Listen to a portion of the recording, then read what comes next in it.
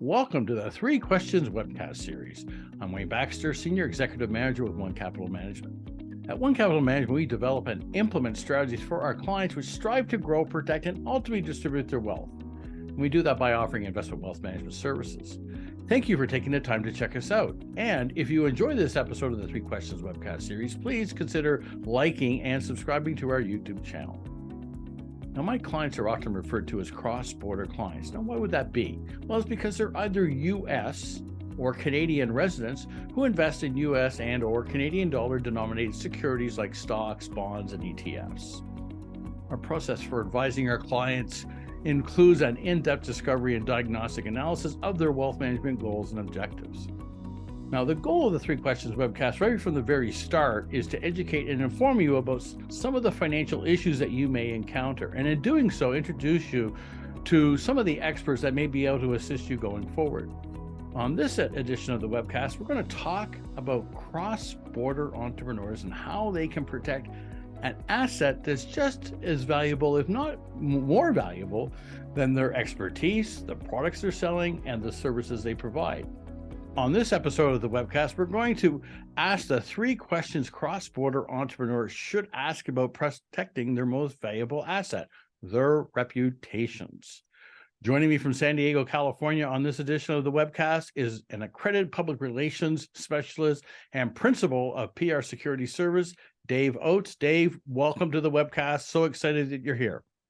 Wayne, thanks for having me. This is fun. Let's do this. Yeah, I can't wait. So I've had the pleasure of watching Dave present in front of fairly large groups, and I thoroughly enjoyed that. Great storyteller again, and he's got his fair. If you want to have somebody to come to your house party and liven things up, the guy here is the high on the list because he's got some incredible stories he can share with you. So I mentioned this, you're a PR crisis expert. You got 30 years of experience in this field. And maybe you would just talk a little about your background and how you got involved in becoming the PR guru you are today.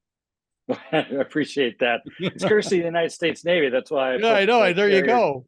Yeah, I put to carry John C. Stennis in the back there. I served on her for my last 2 years on active duty as the public affairs officer. And so to take you back about 30 years, I was a Navy officer driving ships, combat and engineering roles, and then transitioned first in a part-time capacity and then a full-time capacity as a Navy public affairs officer, and got forward deployed operations in Haiti and overseas on the carrier and points in between, doing a wide variety of communications disciplines and roles. But among that was crisis communications, because when you're forward deployed operations, tip of the spear, as we used to say, there will be adverse matters, whether they're accidents, mishaps, sailors and Marines, a small handful of them not doing what they're supposed to be doing and representing the country and the flag in foreign ports of call or what have you. You know, I was the guy that was the forefront of that, speaking to the public and also helping the commanding officer and the senior leadership communicate what we were supposed to in the carrier's case, not only the 5,000 people that served on this ship, but the 2,500 service members that were aboard the 8 other ships that went with us on deployment. And I was under 30. So you get thrown into the deep end of the pool, if you will, and learn how to communicate effectively, clearly, quickly in adverse and sometimes very dynamic and ever-changing situations. So I did that and then went to the private sector about 20 years ago and been working with small to mid-sized businesses and publicly traded and large organizations, since then. I'm having a ball. Yeah, so I guess the first thing I would say, your job was not dealing with scrapes in the bar in faraway countries. Getting people... No, I had a few of those. There were a couple of matters where I should have known. Where there were, and those were sort of the ones where they're pretty cut and dry, right? Some sailor or Marine gets too much to drink or gets a little out of line and makes matters worse. And there's a quick apology and restitution if need to be made. And then that sailor probably didn't see liberty again or getting the ability to get off the ship. It probably saw nothing but his duty stations and his bed for the rest of the cruise. At least that's been my experience on that. But I did a few of those. Okay, fair enough. I would thought that was going to be, oh no, not okay. Oh yeah, I mean, there Why were should I worse be things, right? surprised? There were worse things. Look, I mean, that we kind of laugh about that, but there were criminal matters on a handful of occasions, but there are other ones that were serious, where accidents and mishaps where sailors lost a leg, and other situations like that, real serious and life threatening situations, and I would communicate on all of those, as well as the positive stuff. But for the purposes of this now and what I do in crisis communications, I can take that Which, discipline yeah, which is kind and of where apply it for that. I thought we would lead to that. So Yeah. today, as a crisis PR expert, maybe you could just talk a little bit about what kind of roles that you get involved with now compared to cleaning up the behavior of a sailor on a ship over in the South Pacific somewhere. Yeah, the things that I tend to work on now are a wide variety of organizational matters, and that may be employee accusations of employee mishap, harassment, wage and hour claims, wrongful termination, hostile work environments. It could be accusations of essentially false or unfulfilled promises, whether that's product recalls or product that doesn't do what it's supposed to do. Sometimes you get shareholder disputes, whether that's an activist shareholder for a publicly traded company or something along those lines, of businesses that are starting to, if not officially, sort of technically boycott an organization because of lack of service. I've also had matters, unfortunately, where CEOs or leadership are being accused of criminal activities, and usually white collar crimes and those kind of things. But I've also had some pretty adverse matters. I was involved earlier this year as a spokesperson for one of the two farms in San Mateo that was involved in the mass shooting that killed 7 farmers and critically injured an 8th person by an assailant who was employed by the farm that employed me to help communicate what they were doing for family members, as well as cooperating with law enforcement. So it can be the silly to the actual very serious and tragic, and I'll cover the bases on those. So I might not be 100% bang on this one, but it might. But I think when it comes to managing a crisis, you must have pretty well seen it all. I yeah, I've been there, bought the T-shirt. I guess I've been in the wrong places at the right times too many times to count. But and truthfully, I love it because I get to help really good organizations and individuals communicate their way through bad situations. So, if somebody wants to use me as a human shield, I toss that fish back in the ocean. I'm not a public defender. But for organizations that either being besieged through no fault of their own, or because of some misstep that is usually just because of a blind spot and not necessarily because of malice, I'm their guy. But even for cases where somebody has done something maybe maliciously, but now wants to own up to it and atone for that, I'm in on that too. Look, I in my 53 years on this earth, I now realize I live in a very large glass house. So I try to keep my stone collection to a minimum. Yeah. We all are human. And as long as you're willing to face up to it, I'll help you communicate that to a wide variety of audiences, employees, customers, partners, general public, media, what have you. All right. So, okay, I think it's time we should get to our 3 questions. So the 3 questions we're asking today are the 3 questions cross-border entrepreneurs. And Dave, just to be clear, and maybe we could even add this in, this webcast is watched by people on both sides of the border, United States and Canada. I would assume that if somebody in Canada had a reputational issue that, provided they convert Canadian to US dollars, you'd be happy to assist them. Yeah, we can make that work, and I've done that before, so it's nothing new for me. I'm from the East Coast of the United States, right around the greater New York metropolitan area. So instead of just saying, "Hey, how you doing?" I just respond by saying, "How you doing, A?" and it all works out just well. Everybody, very slick, not easy surprised. Translation.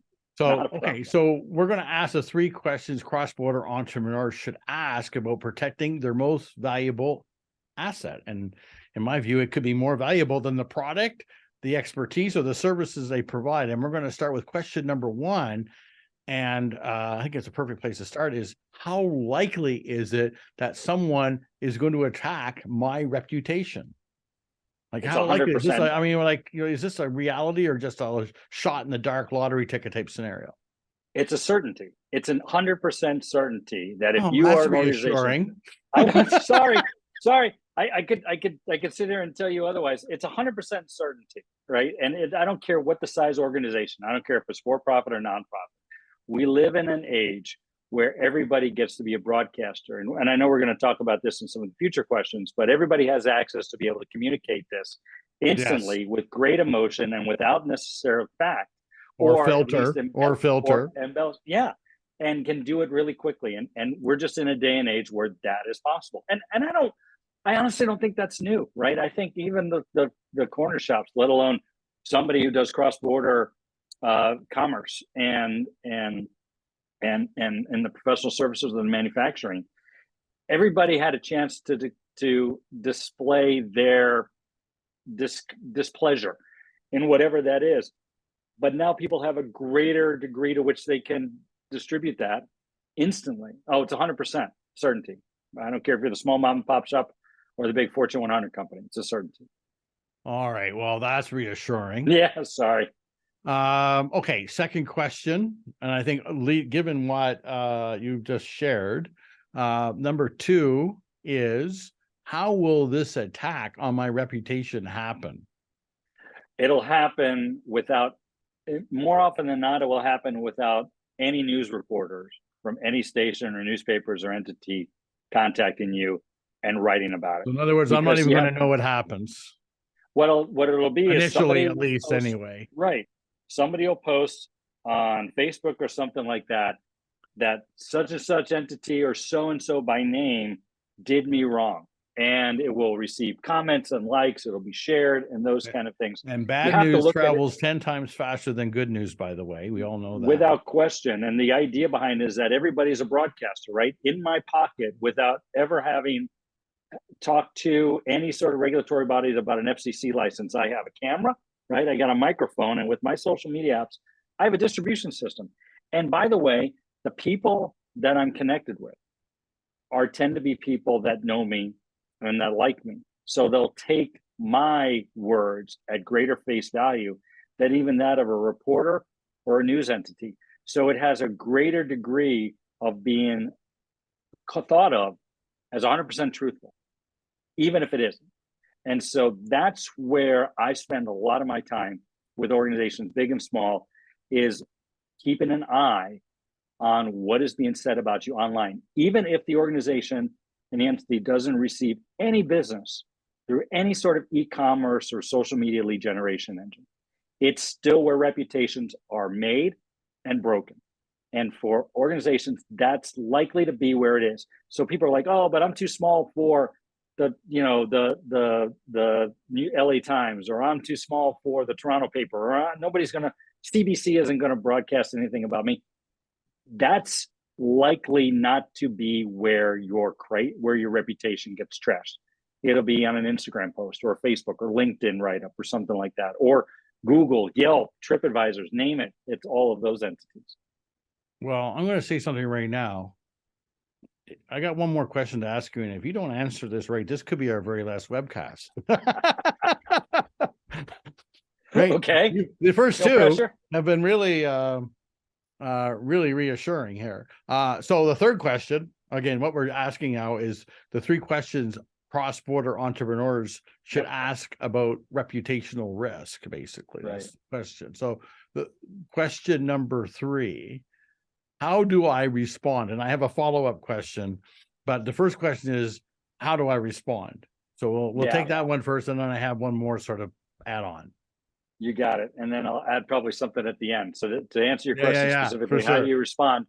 I don't care what the crisis is. I don't care what the accusations are. I don't care if there's truth or complete made up fabrication BS by whomever is calling your reputation into question. You must answer and address it with empathy and action. And what I mean by empathy is to recognize and express that you've heard the individual. It doesn't mean you have to admit any culpability. It doesn't mean you have to say that you did anything wrong, particularly if you haven't. But the only way to diffuse a situation is to give the person who is making such claims, or the audience group that's complaining, an understanding that you've heard them. People get angry because they feel anxious and they feel voiceless and disenfranchised. And if you do not address that before you do anything else, all you're going to do is just increase that level of anger and animosity, and you're going to exacerbate the chatter online, and you're going to further damage your reputation. So empathy first, and then action. And action is, what are you going to do about it? Now, if you missed something, right? If you goofed up, and we all do, we're human, then own it right away and fix it, and people will give you a second chance. If you haven't, but there's been a miscommunication, then you need to explain it. But I don't want you to explain it in accusatory or condescending or this sort of holier than now type of story, right? Recognize that even if they're not a customer, even if they're calling you out by names, and though you feel that your reputation has been tarnished, which is an extension of your personal reputation unfairly, give some actions to what you're going to do, because that's the quickest way to get through. And look, my goal with any organization of any size, nonprofit, for-profit, Canada, United States, wherever, is I want to get you back to normal operations as quickly as you can, preserve, if not restore, your full reputation right away, or work on a path to get there and get you to making money, getting donors, making profits, keeping the business going. Because that's the only way you're going to continue on this. You may want to defend on principle and argue and with great vigor, but it's going to have the opposite effect. You'll just further tarnish your reputation. Okay. I don't know. Well, both of us, we know more lawyers than we can stick a stick at, right? Yeah. Both of us. So I know I'm setting myself up for a lawyering type answer here, but I'm going to take a shot at it. Bring it. That is, how long typically, if there is such a thing as typically, does it take to repair someone's reputation? I mean, no, I don't know, that's a question that can be answered, but is there any way that you can somehow measure that? Like, how long can you tell it takes to diffuse a matter? Or is there any way of measuring that at all? So it's a broad question, right? So I I don't know. I'm being general, and I realize that. Yeah. I couldn't help but think of it, because that's typically of this era, right? Everybody wants to know how long is this going to take, right? So how long am I going to feel terrible for? Yeah. and I tell people it depends on three factors. The first factor is, what is the crisis? What's the matter at hand? Is this a simple misunderstanding? Well, then you can, if you get ahead of it right away and soon, you don't let it linger, and you explain it and you correct it with empathy and action, it could be a matter of hours before it's done. If it is a significant matter involving very shocking, sensational matters, CEOs, mass shootings, CEOs killed a guy, big sexual harassment claims, wage and hour, criminal, things of that nature, it will take you longer, but it could be just a couple of days to a couple of months. Here's probably the better question is, what extends a crisis beyond where it should? And that's the question that I would ask. And I would say three things extend a crisis longer than it should. One is you wait to respond. The longer you wait I believe to answer an accusation, right, the more that narrative gets left unchecked and becomes the truth. I agree with that. It's like concrete, right? It's like setting a concrete sidewalk. If you wait until it cures to try to fix something, and then now you're jackhammering in and breaking it apart, and it's just a mess, as opposed to trying to fix it when it's still this liquid goo, right? That's the first thing, right? So if you wait to respond, that's a longer thing. If you respond argumentatively, if you respond with anger and vigor, or you'll exacerbate it the same way, because now you're just fueling that fire that methinks you're protesting too much. There's a there. And the third is that if you don't follow up with action, if you don't say you're going to do something, if just to clarify the statements, or you need to fix something and don't do it, you'll extend it even further. And those three things will get you in trouble every time. Will extend the crisis beyond what it should. It will further hamper your revenue efforts, your profitability efforts, your ability to retain market share. You'll lose that to your competitors, and possibly lower your valuation. If you're publicly traded, that's going to affect your stock price. If you're privately held with an exit strategy of acquisition, it's going to affect your valuation, and you won't get that back. Very simple. A really good friend of mine back in Toronto many, many, many years ago shared a piece of wise advice with me, and his comment was, Wayne, act or be acted upon. Mm-hmm. And I think that's exactly in a nutshell what you had just said. Okay, so another ancillary question here. So I guess you give me a sense of ease and comfort that I don't have to cancel the 3 questions webcast series here. That I think we're good. I think we'll be okay. But I do have, I think, the obvious question, because I don't like pain. So the obvious question is, how can I avoid attack on my reputation? There's got to be something here that it keeps you just said to me, well, it's 100% sure thing. So I'm coming back to you say, is there anything we can do to avoid, blowing up the reputation here? Yeah, completely there is, right? So okay. I say it's 100% certainly somebody's going to call into question when somebody is going to take an attack on your reputation. It's to the level that becomes a crisis. That's the question. And the way to try to avoid that is there's, again, 3 things to do, right? One is, don't be the last person to know that somebody is talking about you or your entity. So keep an eye out on what's being said with you on social media. And again, even if the organization is not active on social media for the reasons that it's not a business strategy for them, it's still where reputations are won and lost. And you want to at least have a presence there and watch what people say, because if you can, and there are free tools to do this, Sprouts Local and things like that. There are plenty of free tools or low cost tools to allow you to monitor. And so you can see when trends, if somebody's talking about you and if somebody's disparaging on you, you get to be able to engage that well before it becomes a crisis. So don't be the last person to know somebody's talking about you. Second is, think about the scenarios that could go on that could be a reputation issue. Every organization has risk at some point. Manufacturing, customer service, hospitality, transportation, there are inherent risks. So start to think about what are the scenarios that might generate a crisis or a concern on an organization's reputation. Employee related, customer related, product related, service related, deliverables, those kind of things.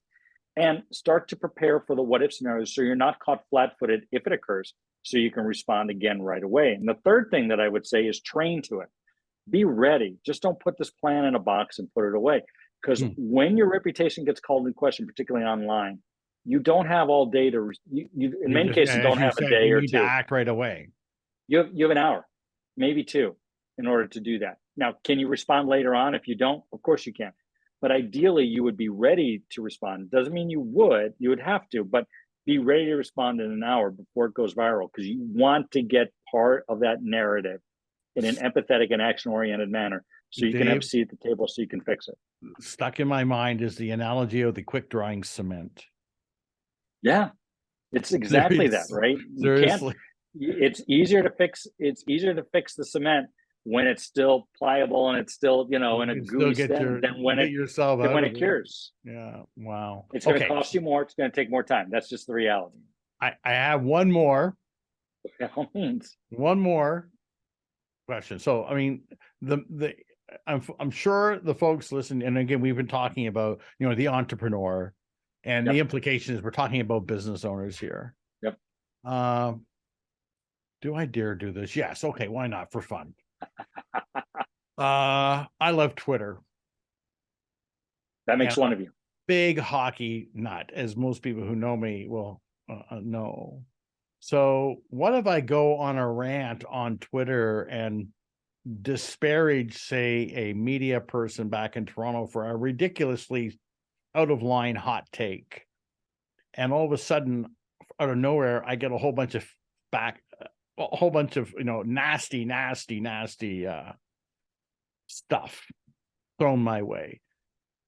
If I called you, are you just going to laugh at me and hang up, or is there something that you would say, okay, we need to fix this because of our, how would you react? I'm sure you would start by laughing out loud. I'm pretty positive, but after you got over the giggles, what would you like? In other words, do you help individuals that get themselves in hot water as opposed to businesses? I have on occasion. The price point tends to the fees that I charge tend to be more aligned toward businesses and organizations. I understand, from startups to large ones there. But I certainly have helped individuals. And my quick reaction to you, without sort of understanding in general without the specifics, is, look, everybody gets hot-headed and has the itchy tweet. It's a restraint of tongue and pen and keyboard. Seriously, and especially when you're agitated and angry or panicked, logic goes right out the window. You know what? Here's my saying, and I share it with clients as far as investing goes. EDI. Emotions destroys intellect. It does every time, and I've seen it, and it can for months, if not years, in some cases, let alone weeks and days. Oh. But the first thing The you have to answer is say yes. is, If I get myself in trouble and I call you, and as long as I'm prepared to send you my credit card number, you're going to say, okay. Yes, you can do that. And the thing is that you need to apologize, right? You need to apologize. You need to make restitution. You need to recognize where you're at, and then you're going to have to show how you're going to atone for that. And maybe it's just a simple matter of getting on, canceling my Twitter account. Let's say if this reporter, Scott, if this reporter or whatever, in Toronto has a podcast, right, or a blog, go on there and make amends. I've seen that work really, really well. When you humanize the people coming in, or look, I blew up at you. I'm sorry. Let's have a talk about where I was really trying to get at was this, and have a conversation like two guys drinking a beer, right? You're brilliant beyond your few years, Dave. I swear to God. Okay, so we got to wrap things up here. I've held you way longer than I intended. So for those interested, okay, I can't help but imagine that folks who watch this webcast today, there's going to be somebody out there, according to your math, at 100%. There's going to be someone out there that's going to want your service. So with that in mind, what is the best way? How can they contact you? There's got to be a fairly easy, straightforward process here. My website's the best way. It's publicrelationssecurity.com. You can actually set up a 15-minute consultation, free of charge, no obligation. Just, show me your problem. I'm happy to connect and give you a couple of pointers if that's all it needs. If you Google Dave Oates, Crisis PR, my LinkedIn profile show up, and some other entities, you can certainly connect with me on that way, as well as with publicrelationssecurity.com. But seriously, if anybody just needs 15 minutes to talk through that, I got time on my calendar. I'm happy to give it to you. I'm an entrepreneur myself. I and service a wide variety of organizations all over North America and the like. If I can be of help, by all means, one entrepreneur or another, I'm only too happy to do so. Dave, you're the best, man. I really appreciate you coming on here and entertaining, educational, and informative. Dave, thanks again for joining us. Dave Oates is an accredited public relations, or APR specialist, and the principal of San Diego, California-based PR security service. Thanks, Dave. Great having you. Thanks. Great, Wayne. Thanks a lot. I look forward to bringing you the 3 Questions webcast, and I hope you find them educational and informative. Please consider liking this video and subscribing to our YouTube channel. And to receive a notification of when our latest webcasts have been posted, please click on the notifications bell. Lastly, to schedule an online Zoom consultation with me to discuss your wealth management needs, please click on the link in the description box below, www.onecapital.com/meet with Wayne. Thank you, and see you soon.